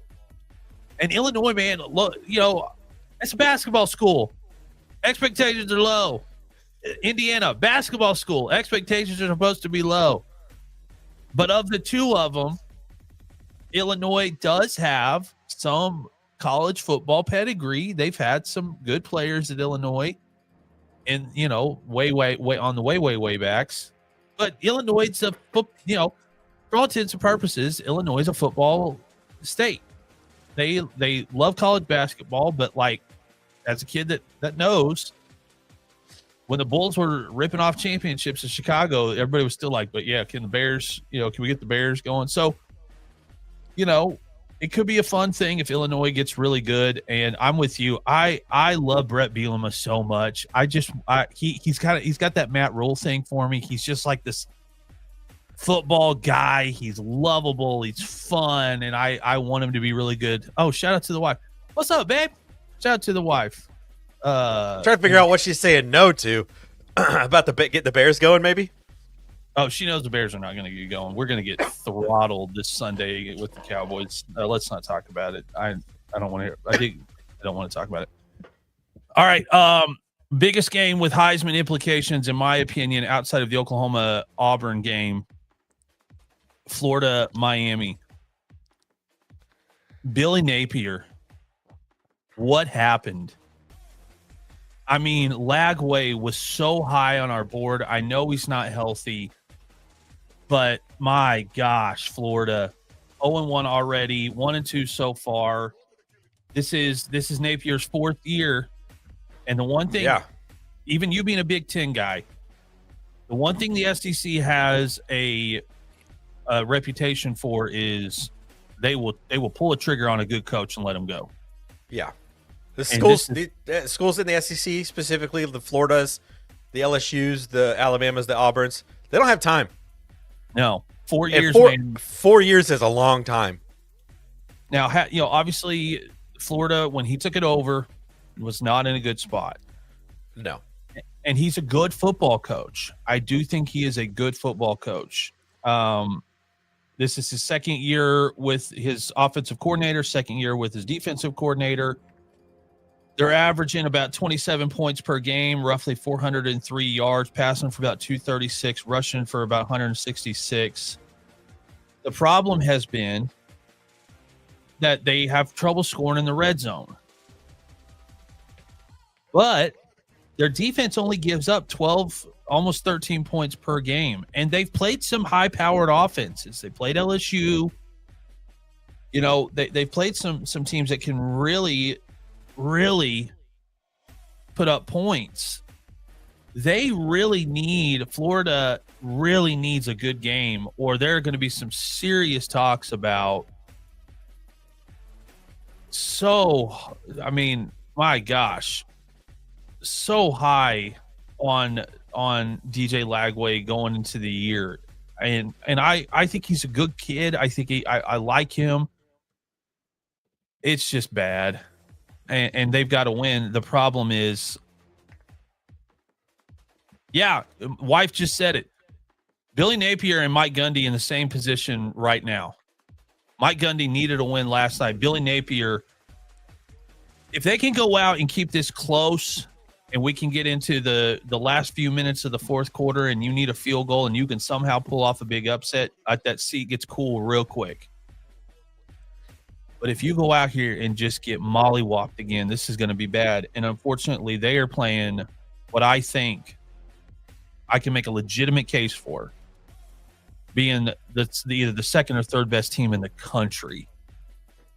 Now, the AP polls got them sitting at 4, and that is really high considering where the season started, but they've got a guy who consistently, game over game, in Carson Beck has improved. And they need this to work. They need this to work so bad. Yeah. No, I think they really do. We've been high on Miami this whole season. They're a team that we. Here's what's crazy. Not at the beginning. We were super not that high on them, but then they went out and played really, really, really good week 1, and we're like, wait a second, is the U back? But I'm looking at I wanted to see what Dan Mullen did before he was fired, because Billy Napier is 20-21 right now as the head coach of the Florida Gators in Florida. Dan Mullen went 10-3, 11-2, 8-4, 5-6, fired. So they didn't waste any time with Dan Mullen. So it kind of makes you want, and he's currently 3-0 at UNLV, by the way. Yep. Kind of makes you wonder, if Florida goes out and loses this game and starts 1-3, and then you look at the rest of their schedule, they've got Texas next week, A&M the week after, Mississippi State, who has started to play some really good football, Georgia, Kentucky, who probably wins that game, at Ole Miss, against Tennessee, and then they play Florida State the last week of the season. They don't have a whole lot of games they can win left on the schedule. I really don't see any. If I had to tell you right now, I don't think Florida wins another game this season unless they go out and show me something today, which I don't know is happening. Now, they come out and put out 27, 30 points and lose in a close one. I'll give them more time. Yeah, I would. But if they have another just clunker here and they can't seem to move the ball at all, it's going to get real bad. In Miami, my gosh. We keep talking about their offense, but that defense is good too, dude, man. They create turnovers. They minimize big plays. Their defensive backfield, really squeezes wide receivers into bad spots where if you're a quarterback, you've got to make the perfect throw. And Lagway has not been able to do that this year. So, it's going to be really, really interesting. We're going to have a lot of eyes on Carson Beck.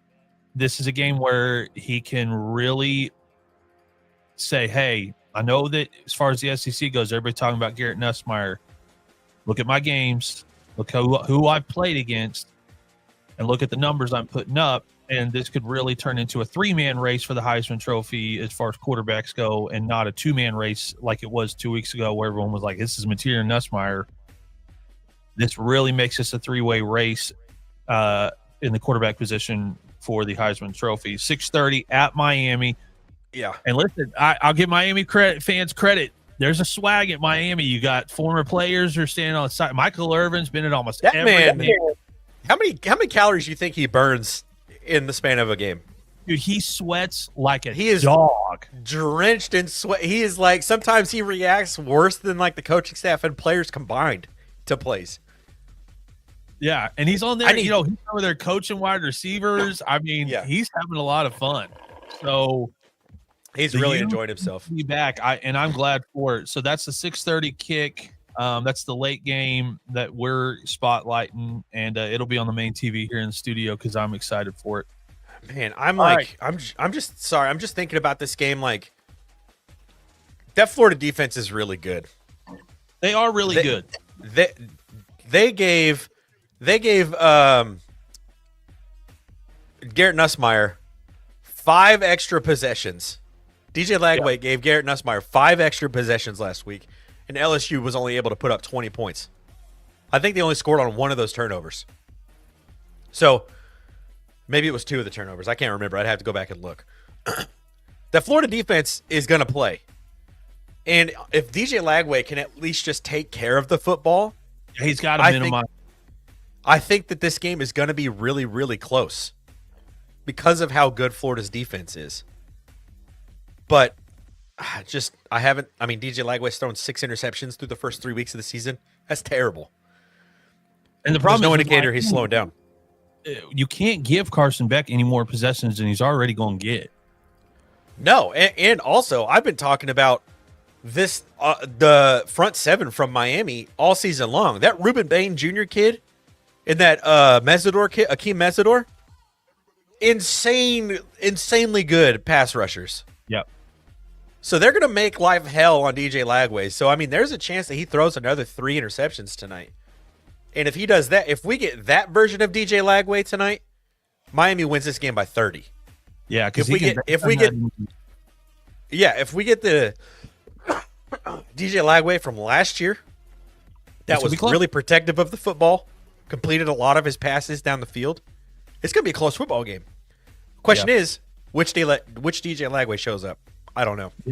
Yeah. If they turn a couple of turnovers into 14 or 21, Sync could get out of control real quick going into halftime. Yeah. So, and the crowd's going to be in it. It'll be popping. All right. Before we do our official picks, we are powered by Better. Use code WASHED. Better. Why do we partner with Better? I mean, the name says it, enough. Most apps are really confusing. Too many menus, too much scrolling, and you're stuck waiting forever to see if your plays hit. One of the really fun things about it, instead of waiting for the whole game, you can lock in a play on every drive, every pitch, every moment. If you think a quarterback's about to complete a pass, or you think that they're about to hand it to a running back because you know it and you're that good at Madden, you can do something about it right there. And right there in the Better app in real time. Don't just watch the games this weekend. Live it, play it, better it. Download Better now. Download and use code WASHED to get $10 instantly in your first deposit, matched up to $200 in bonus. Use code WASHED at Better. All right, we're going to go in and pick these games. So college football fans, assemble. It is week 4, and we're going to be picking games. We're going to go right into it for the very first game that we're going to be picking today. Number 17, Texas Tech. Number 16, Utah. When we broke this game down at the first hour of the show, I said it. I watched 2 games that Texas Tech played back-to-back. Specifically, I broke down the Oregon State game. They can play offense, and it's not just passing. They have a really balanced attack, and when they do throw the ball, they complete passes for a lot of yards. Their yards per completion at Texas Tech is really high. Utah really struggled last week to score. They didn't, in fact, put any score on the board till the third quarter, and they missed 3 field goals. I think Texas Tech wins this game. It is in Utah. Shout out to the wife. She told me to make sure to remind everybody that the lights on the mountain, they're both BYU and Utah. There might not be, I put App State on that as well, App State in the fall. There might not be a better flyover in college football than Utah. That's a pretty stadium. It's so pretty. Does that give them any points? Probably not. I'm picking Texas Tech in this one. I do think this could be a high-scoring game. I think Utah maybe last week was a little bit of an outlier. Texas Tech does play a little defense. They do tackle really well. I'm taking Texas Tech over Utah in this one. And I'm going to put a score prediction out there. 32-17 17. We're going full on score predictions this week. We're not doing it just picking the games. I'm just gonna put a prediction on this one. Okay. No, we're not doing that on all of them. I'm on the Red Raider hype train today. I watched that game way too late, and I probably dreamed Red Raider football that may be part of it. But I think Texas Tech could put up a lot of points. I'm taking Tech in this one. Yeah, I think I'm going to take Tech as well. They are 3.5-point underdogs right now. So I don't know how that's possible. Yeah, like I said, when we talked about this game, neither of these teams have played anybody. We don't know who they are yet. But yeah, I'm kind of liking what Texas Tech's got going on. Dude, I've got something in my throat. I like what Texas Tech's doing. They've been playing some good ball this week. Utah's really well head coached.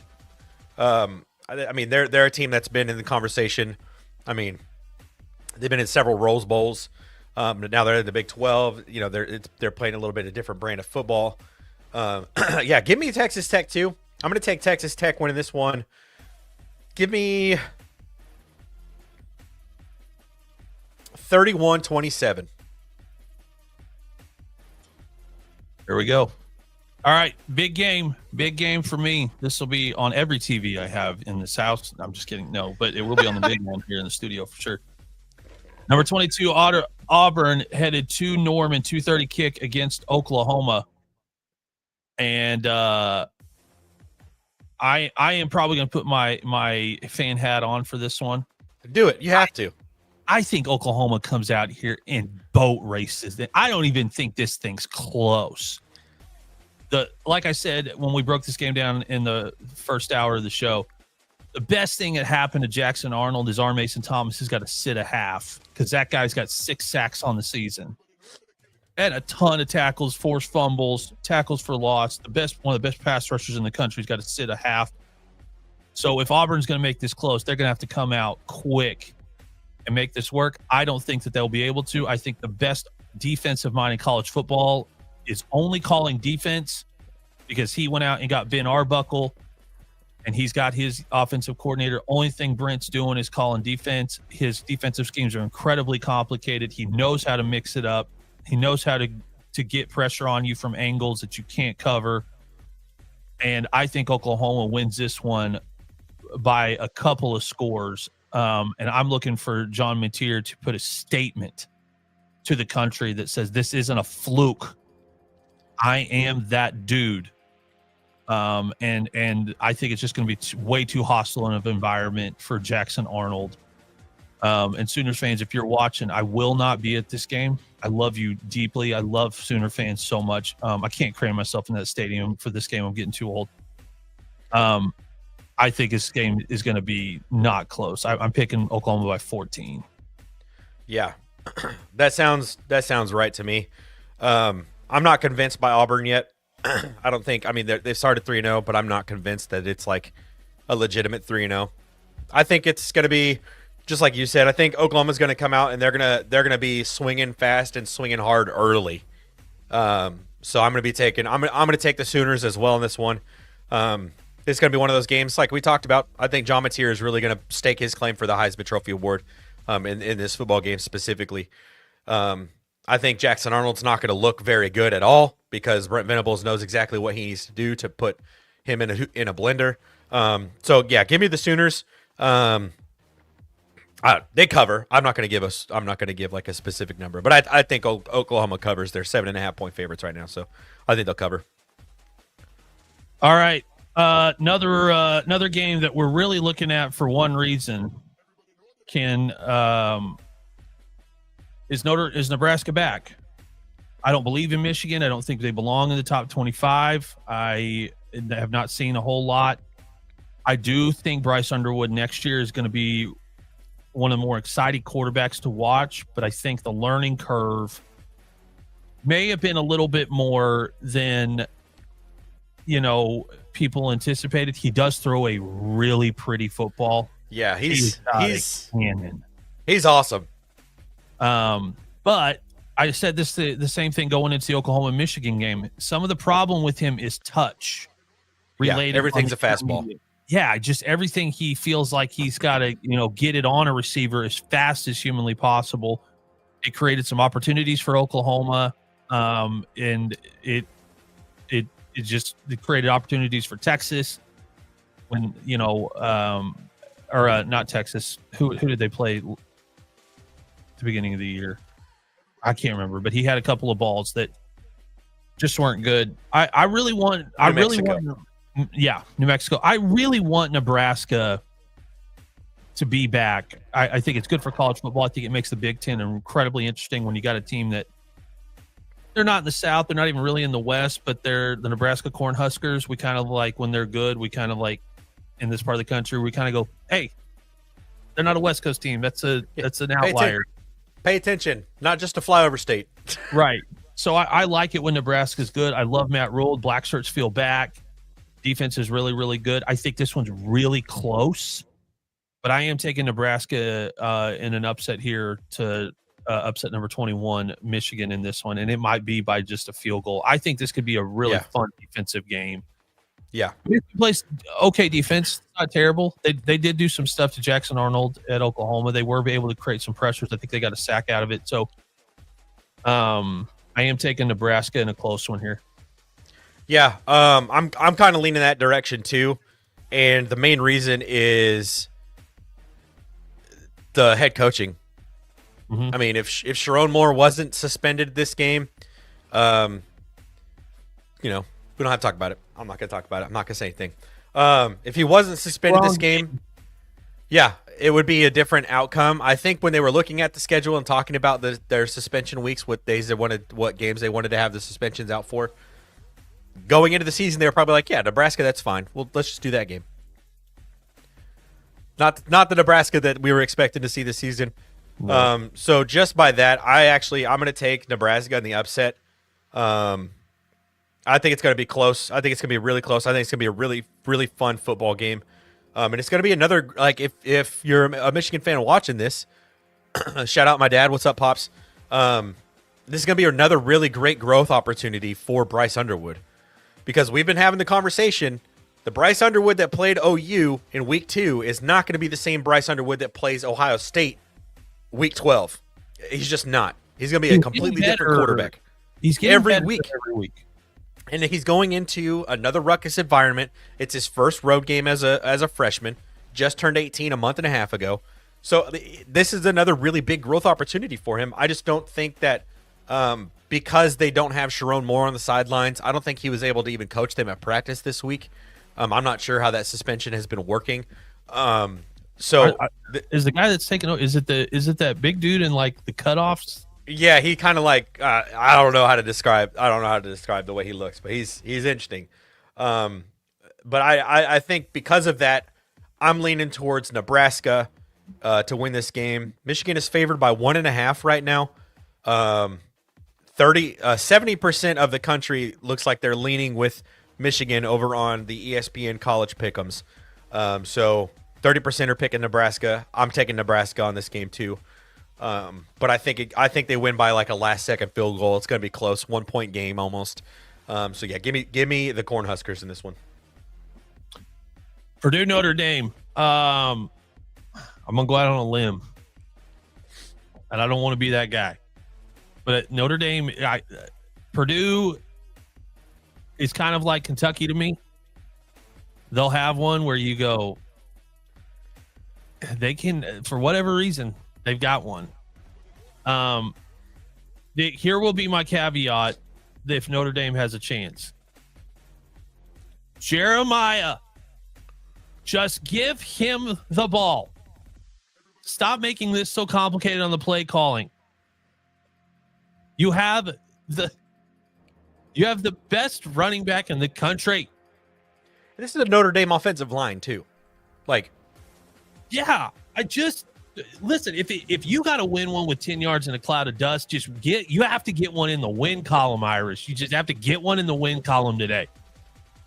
That being said, although I don't want to do this, I do have family ties to Purdue. My uncle's a tenured professor there. I've got 2 nephews that go to Purdue.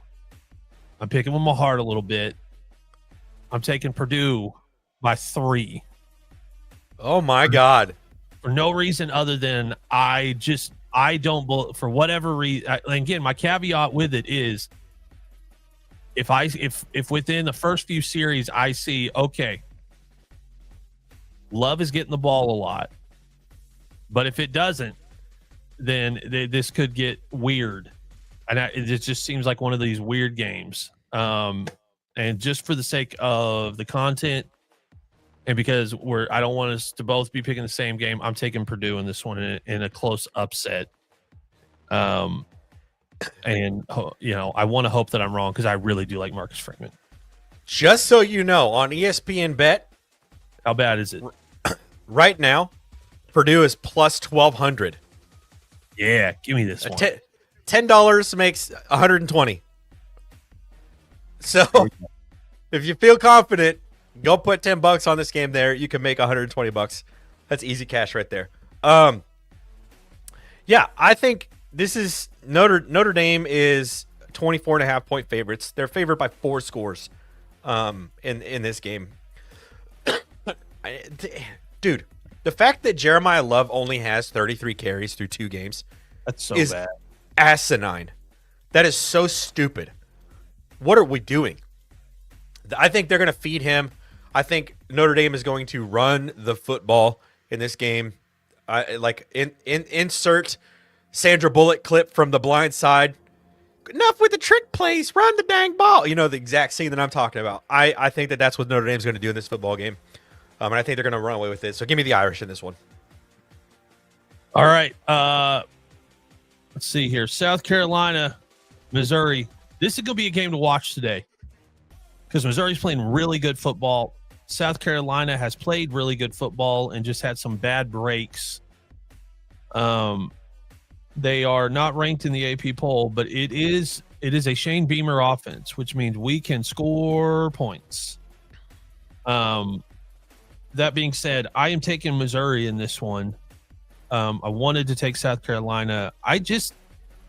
Missouri's so balanced. They're playing good defense. They're really fun to watch. Missouri fans are excited. Although originally going into this week, I thought I was going to be taking South Carolina in this one. I am taking Missouri in this one, though. I like that pick. It's easy to take Mizzou going into this game. I am leaning South Carolina, and here's why. Mizzou's 3 wins was Central Arkansas, the Sugar Bears, in week 1. Shout out to the Sugar Bears. 61-6. Probably the coolest football field in all of college football. Every 5 yards is purple and gray, or 10 yards. Purple, gray. It's really cool. Last week, they beat Louisiana Lafayette, the Raging Cajuns, 52-10. Week 2, against Kansas at home in the border war, they only won 42-31 against KU. Yep. South Carolina is a better football team than the KU Jayhawks are. Give me South Carolina to win this game. Straight up. I think Shane Beamer's going to have them ready to go. I don't think he's going to let South Carolina lose 2 in a row, specifically in conference play. I think he's going to have Lenora Sellers ready to go. I'm pretty sure he's playing today. I haven't seen any updates on his injury. He is cleared to play. Okay, so he should be ready to go. I think he's going to be a lot better. I think Mizzou's defense is not as good as you would think it should be. And so I think South Carolina is going to be able to score enough points to win this football game. So I'm taking the Gamecocks in this one. We have a comment down here about Vandy. We will get to that here in just a second. As soon as we get through picking these games, I do want to talk a little bit about Vanderbilt if we got a few minutes here. All right. Next game up that we're going to be picking, Illinois, Indiana. Give me Illinois by 1 billion. No, that's my heart saying that. No, I am picking Illinois in this game. I think that they have a better balanced offensive attack. I think that Kurt Cignetti is not as good a football coach as he thinks he is. He thinks he's the best college football coach in the country. Luke Altmaier, minimizes turnovers. He has a really high completion percentage. They've only allowed around 19 points a game on defense, which is a little bit more than I would like. They give up a little bit more yards than I would like. But Indiana's going to have to take advantage of those. And I don't know if they can do that. Illinois is a lot of fun to watch. They're 3-0 so far. This is their first Big 10 game. They've got a coaching staff that is seasoned. Brett is now in his fourth year with his offensive coordinator. He's really building something fun and really solid up there at Illinois. That's a hard place to play good football. Yeah, I mean, you're having to recruit against some of the toughest recruiting schools in the country. Yeah. And then Oregon entered the conversation last year. So you got USC that is a tough job. to recruit against. I mean, he's got a tough job. He's doing a fantastic job, though, at Illinois. I really think he's building the program the right way. I think he's at a place that's going to keep him forever if he wants to be there. I think Brett Bielema will be there as long as he wants to be at Illinois. And I think for a guy like that, after leaving Arkansas, to be at a place that really appreciates who you are, it's kind of shows on the field. They're very solid. They feel very confident in what they can do, and they know what they can't do, and they're doing a good job at minimizing turnovers. Yeah. So I'm taking Illinois in this one, and I think it'll be a big statement game for them in the Big Ten. Yeah, same. So Indiana is averaging 591.7 yards a game on offense, third in the FBS. 52 points per game, in seventh in the FBS. Here's their first three games: Old Dominion, Kennesaw State, Indiana State. Name a player on any three of those teams. And name the coach. Who did they drop that they ended up having to pay off? I couldn't even tell you. They paid somebody like $600,000 to not play them this year. I couldn't even tell you. Illinois, they've played Duke at Duke, handled business. I know it's the ACC. I know it's Duke, but Illinois Duke, those are a basketball game. Everybody's watching that. Everybody's watching that basketball game. Yep. They played a major team, and they're 3-0. Indiana, I'm so tired of Kurt Cignetti. He is making the Big Ten look ridiculous. I need him to shut up. And I need Brett Bielema to be the one to shut him up. So I'm taking the Illini in this game as well. Give me Illinois to win this one. Indiana's favored by 6.5. But 64% of the country is leaning Illinois in this game. So I'm joining the rest of them and joining you. Give me Illinois to win this game. If you can't hear it in our voices, we were both struggling today. I know, dude. I've got like I ran out of coffee. I don't have any waters or anything down here. I'm like dying.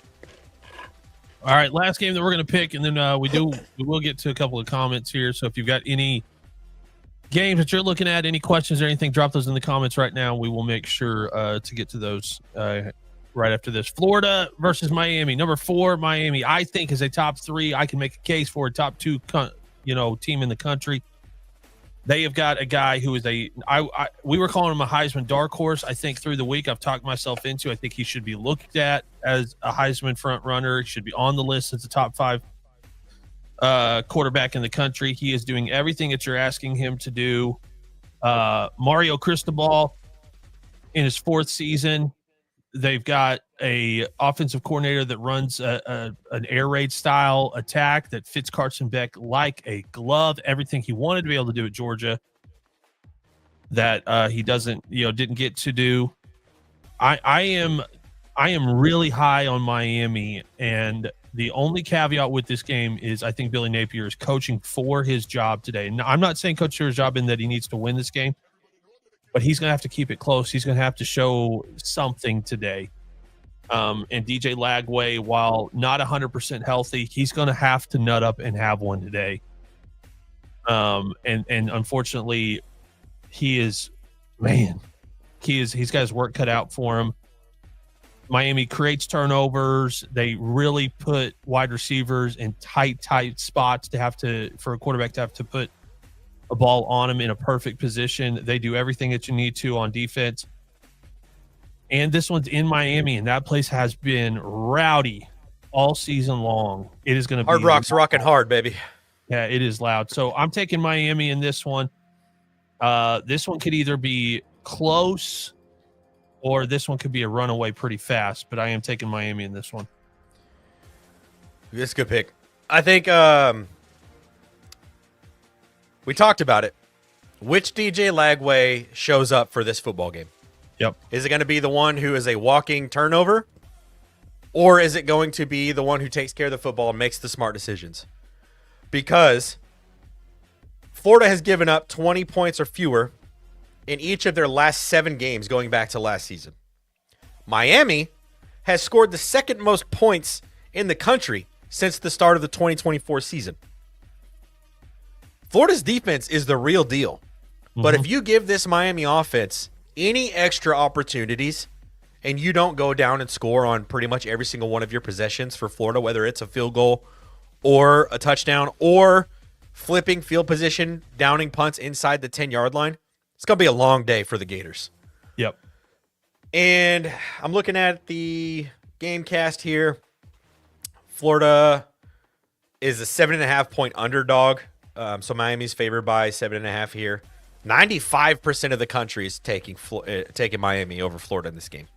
No one believes in the Gators. No one believes in you, Billy Napier.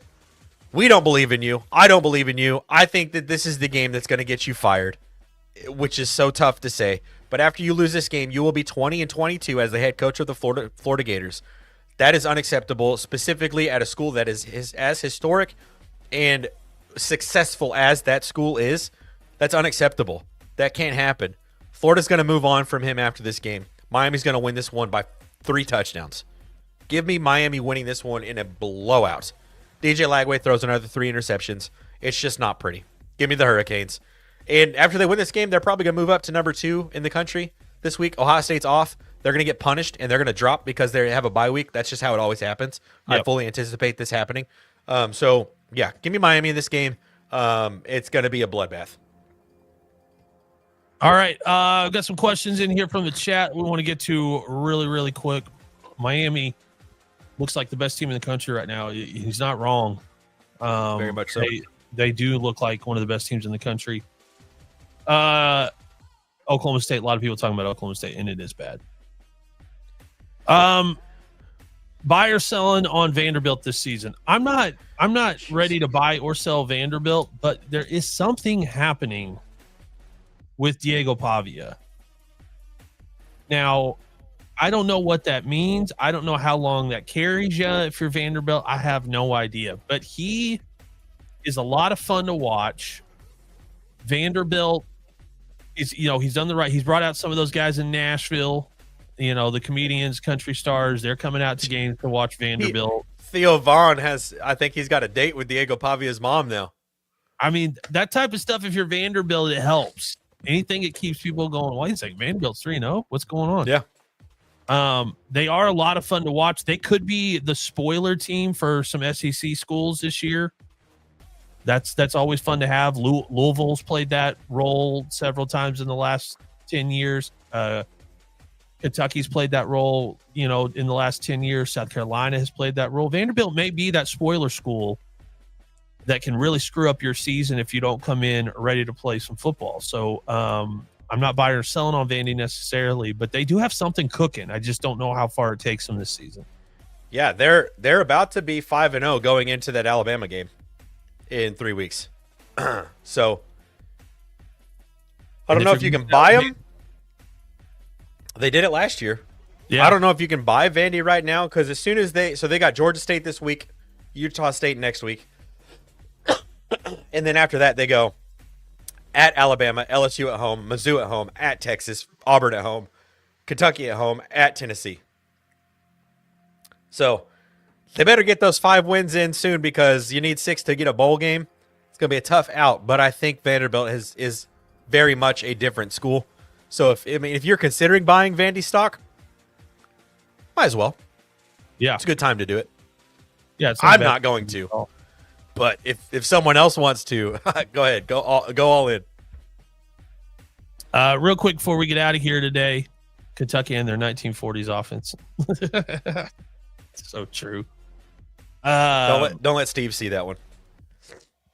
Some other big schools that are in action today in what should be blowouts. Number 15, Tennessee taking on UAB. Oregon State. That's a fun in-state rivalry game that won't matter a whole much.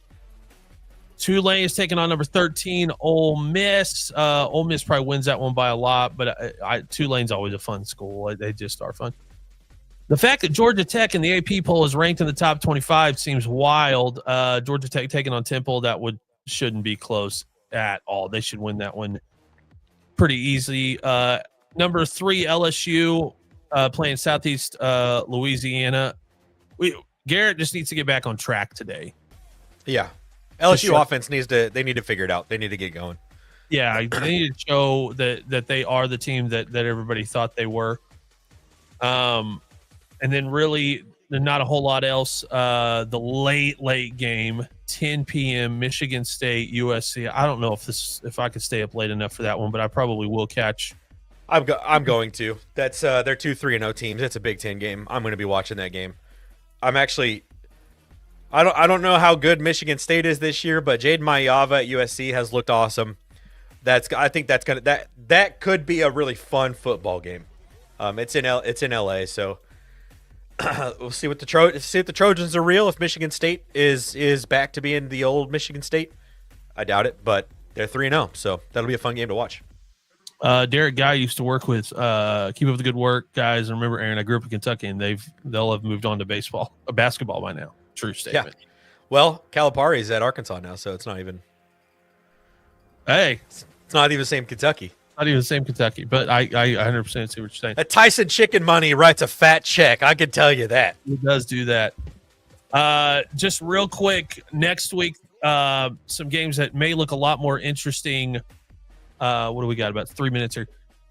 A couple of games that might look a lot more interesting based on how the games finish out today. Number 25, USC is taking on number 9, Illinois. If Illinois goes out there and beats Indiana and beats them handily, that game right there is going to be a really fun early kick at 11 o'clock next week. That'll be a ton of fun. Big noon kickoff, guaranteed. Has to be. Absolutely. Love Big Ten big games at noon, baby. Best thing in football. We love it. Fun. As a guy that was in the Big 12 with that Fox deal, it's like playing at 11 all the time. So dumb. If Notre Dame looks really bad, that Notre Dame-Arkansas game at 11 o'clock, first SEC game of the day next week, that game could get wild, man. That game could get wild. Arkansas's back, and I will be wearing all my hog gear for that game because that one Same. I really am wanting. Auburn, depending on how they look today, they're taking on A&M. They could be looking at 2 back-to-back losses really, really quick. Ohio State plays Washington. I'm not saying Washington's good, but Washington they're one of the schools that has up and down years where they can have a year and make something competitive. One of the bigger games though next week. LSU. Wait, that game is TBD? That one could be a night kick, dude. Oh my God. Ohio State might have a night game. Give us a night kick. A night game. It's on the West Coast, so it's like technically won't be like. It will be. Yeah, it'll be late here, but LSU at Ole Miss. That could LSU Ole Miss could really be interesting. That could be a time. That could be another game for Garrett to really say, "Hey, I figured it out. I got it working. Don't worry." Indiana Iowa. Iowa has an offense, so that game next week could be really interesting. Yeah. Against Indiana, Tennessee playing Mississippi State. Tennessee fans, if you fall asleep at the wheel, I'm just saying. Mississippi State. They score points. They figured out how to play offense down there. Yeah. They brought in an offensive coordinator that was at Oklahoma last year, played offensive line at Oklahoma. He knows how to coach offense, and they've done a fantastic job. So that game could get really interesting. How is that game on SEC Network? How is that not like a nationally televised game? That's crazy. I could see that one switching pretty quick. Number 6, Oregon. Number 2, Penn State. 6:30 kick. Have to be the what? Is that if that's at Penn State? That's got to be the whiteout for this year, right? I'm pretty sure it is. Tough pull for Dan Lanning and the Ducks, baby. That's a tough environment. Night game whiteout. That's a 6:30 kick. That'll be a fun one. As the Ohio State guy here, night games at Penn State are tough outs. They are not fun. They are not fun at all. It's like Death Valley in Baton Rouge. There's day game, and then there's a night game, and they are very different. Yep. But big game. Everybody will be watching it, and depending on how Alabama, showing how Alabama has looked this year, Alabama, Georgia next weekend. Yeah, both coming off a bye. They're both off this week, so they'll have their best. Not careful. They'll both have their best. Man, I'm about tired of this cough. All right, thank you so much for hanging out with us. If you haven't yet, make sure that you follow us, whether you're watching us on Twitter, whether you're watching us on the Washed Up Football YouTube channel, or you're watching us here on the Waterboys YouTube channel. We appreciate you so much. Please do us a favor and give us a follow. And go download Better. Use code WASHED. That is our new partner for a lot of our content, but specifically the Waterboys College Football Pregame Show that happens every Saturday during the college football season, 8 a.m. to 10 a.m. Central. If you download Better and use code WASHED, you'll get a free $10 to spend. Plus, they will match your first deposit up to $200 in bonus. It's a fantastic app. Takes out all the clutter. Makes it really super easy. So new users, go over there and use code WASHED. Get some extra stuff and have some fun today. Have some fun. And one more time, like I said, like and subscribe to us wherever you're watching. Watch some stuff, leave some comments, all that fun stuff. And we appreciate you guys so very much. Have a wonderful, fantastic college football Saturday. And whatever you're doing, do it safely, please. God bless Bo Nix. Have a good Saturday.